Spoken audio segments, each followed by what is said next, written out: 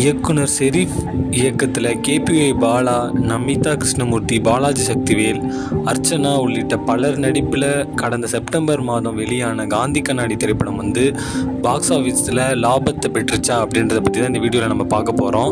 இந்த படத்தை கூட சேர்ந்து வெளியான மதராசி திரைப்படம் வந்து அதுவும் வந்து கிட்டத்தட்ட ஒரு மிக்சட் ரிவ்யூஸ் தான் பெற்றிருந்தது. அந்த படம் கிட்டத்தட்ட ஒரு 100 கோடி கிட்ட வசூல் பண்ணியிருக்கு. இப்போ கேபிஒய் பாலா வந்து ஹீரோவாகி அறிமுகமான அந்த காந்தி கண்ணாடி படம் வந்து குறைவான தியேட்டர்கள் தான் கிடைச்சிது. அந்த நிலையிலும் இந்த திரைப்படம் வந்து நல்ல வசூலை தான் வந்து பெற்றிருக்குன்னு சொல்கிறாங்க பாக்ஸ் ஆஃபீஸில்.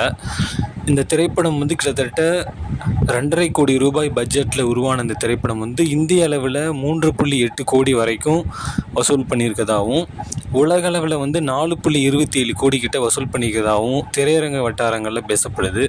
இந்த படம் போட்ட பட்ஜெட்டை விட அதிகமான அமௌண்ட்டை தான் இந்த படம் வந்து வசூல் பண்ணியிருக்கு. ஸோ வந்து பாக்ஸ் ஆஃபீஸில் இந்த படம் வந்து பெரிய லெவலில் வந்து இது பண்ணாட்டியும் இந்த படம் வந்து ப்ரொடியூசருக்கு வந்து நஷ்டத்தை தரல அப்படின்னு தான் சொல்லணும். ஓடிடியில் எவ்வளோ வசூலை பெறப்போகுதுன்றதை நம்ம பொறுத்திருந்து தான் பார்க்கணும். ஆக மொத்தத்தில் இந்த படம் வந்து நஷ்டமடையலை அப்படின்ற மாதிரி சொல்லப்படுது. ஸோ இந்த மாதிரி சினிமா செய்திகள்லாம் நீங்கள் தெரிஞ்சுக்கணுன்னா இந்த சேனலை சப்ஸ்கிரைப் பண்ணுங்கள். தேங்க்யூ.